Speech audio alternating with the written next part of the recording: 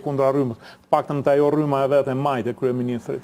Dgjoj, kryeministri ynë pretendon që është kryetari i Partisë Socialiste, po shpesh fjalimet e tija duken sikur është kryetari i regjencës Mehdi Frashit ndonjëherë.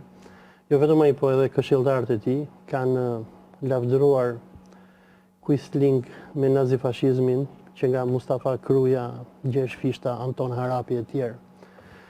Por për punën e Mitatit, mendoj që, them që u bë gjë e mirë që u sollën eshtrat e Mitatit në Shqipëri. Dhe për ne si shqiptar, Mitat Frashëri është një nga ata iluministët që dizajnuan iden e shqiptarisë. Duke qenë djali Abdul Frashërit, nipi Samiut dhe i Naimit, i këtyre frank masonëve të ndritur. Kanë qenë masona, apo të ka qevi të thuash, janë masonë? Kanë qenë masonë. Biles klubi Selanikut që Çajupi e sulmon, shoqërit bashkimi që u themeluan ishin... Po që dhe Edi Rama është mason. Mos ka ndonjë qasje masonike këtë punë? Helbete. Se faktikisht është që të gjithë këta kanë qenë mason të lozhës së Orientit të Madh. Dhe njerëz si Mitati, si Abdyli, si Samiu, biles po ta lexojmë Shqipëria çka që në çështë çdo të bëhet, Samiu përdor në fund të imagjinatës së tij se si do të bëhet Shqipëria, thotë shqiptarët e vërtetë duhet të jenë vëllezër, thotë si Bektashit, thotë apo frank masonët.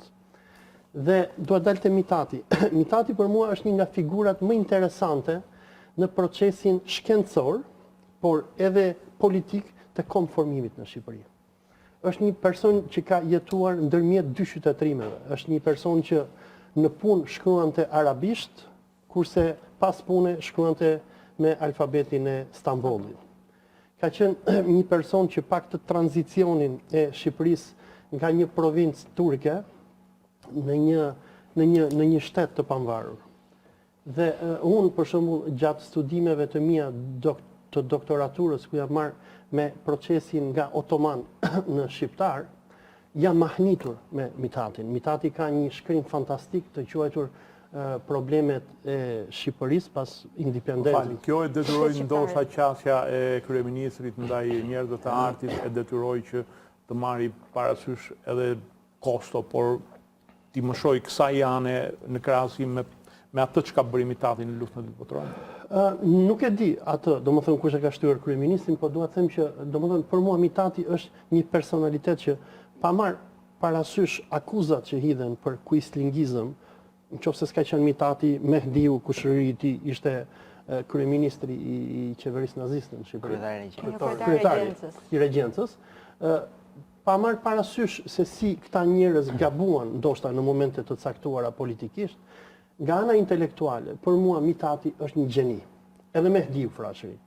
Por Mitati, domethënë, te ky shkrimi problemet e Shqipërisë independente, ai ka një paragraf fantastik, e ka bërë në 1917, nëse s'jam gabim, ku thotë në 12-13, kur Evropa na e dha Shqipërinë, se ata nuk ishin të përgatitur për një shtet shqiptar, u përballën me dilemën e madhe se si një mori fisesh të shpërndara do t'i bashkonin, do t'i bënin komb. Dhe në qoftë se pas, për mendimin tim, pas Sami Frashit, ka ndonjë intelektual të thellë në Shqipëri, sidomos në kohën ndërmjet dy luftrave, por edhe në kohën e Gjon Turkizmit, sepse duhet përmendim diçka që Mitat Frashëri ka qenë Gjon Turk, Gjon Turkizmi nuk lindi si keq, lindi si një lëvizje që donte të reformonte perandorinë. Një lëvizje që donte të modernizonte perandorinë dhe donte të turqizonte popullin e saj.